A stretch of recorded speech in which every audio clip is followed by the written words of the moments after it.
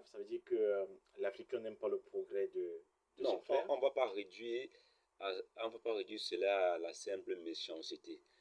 Parfois, on a l'impression que lorsqu'on parle du mystique, ce n'est que pour les Africains. Ailleurs, on parle du magico-anal aussi. C'est pas africain ça ne fait pas partie de l'Afrique. Tout cela, en réalité, c'est mystique. Même si ça commence à Même si ça commence à être monnaie vécu. courante Oui.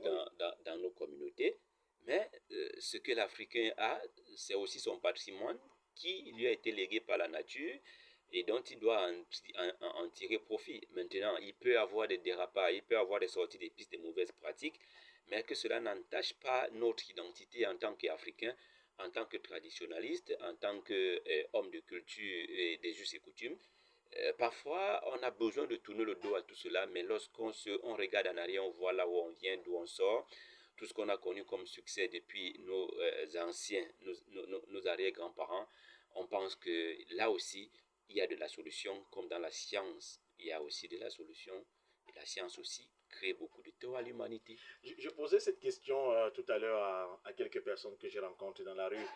Et il y a certains qui nous ont d'ailleurs dit que ça dépendait des classes sociales, que généralement la classe bourgeoise n'a pas ces mêmes préoccupations que la classe prolétaire.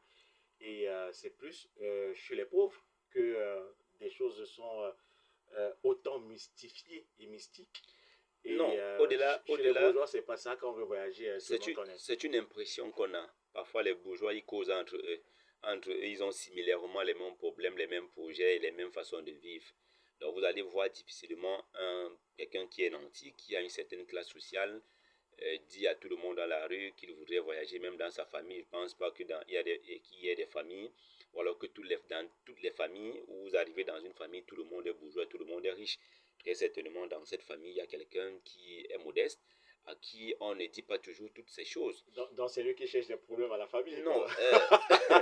chez nous en Afrique, parfois on a l'impression que lorsque quelqu'un est dans une situation de modestie ou de précarité Oui. et que vous êtes dans une situation d'aisance matérielle et tout ce qu'il y a, parfois l'autre peut être un problème à notre évolution.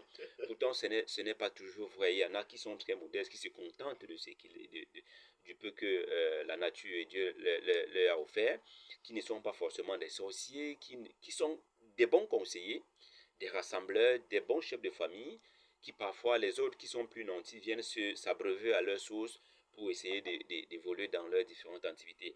Au-delà de tout cela, il y a aussi un problème d'éducation et de mentalité.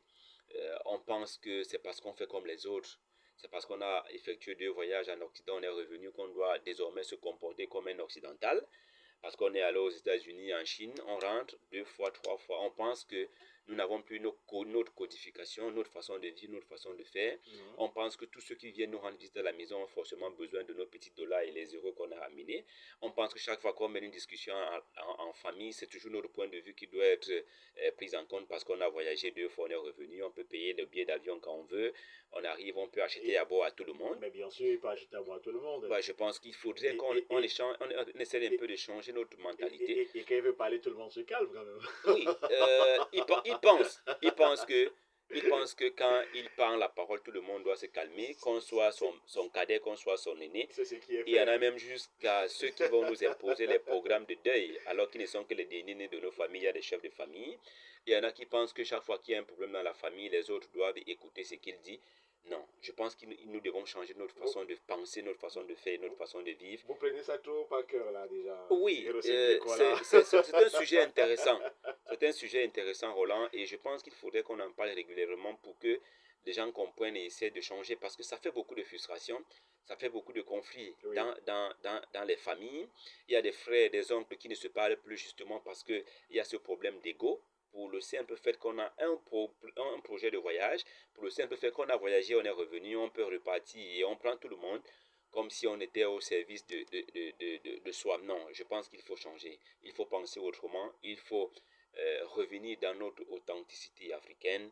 Pas pour divulguer les projets de voyage, pas pour publier nos projets de voyage, mais parfois, lorsque on voyage, lorsqu'on est dans cette dimension-là, il faudrait se rendre compte que nous venons d'une famille, il y a des aînés, il y a des cadets, on doit prendre tout le monde au même pied d'égalité, il n'y a de meilleure richesse que d'hommes en somme. Allez, nous allons vous permettre de souffler en vous offrant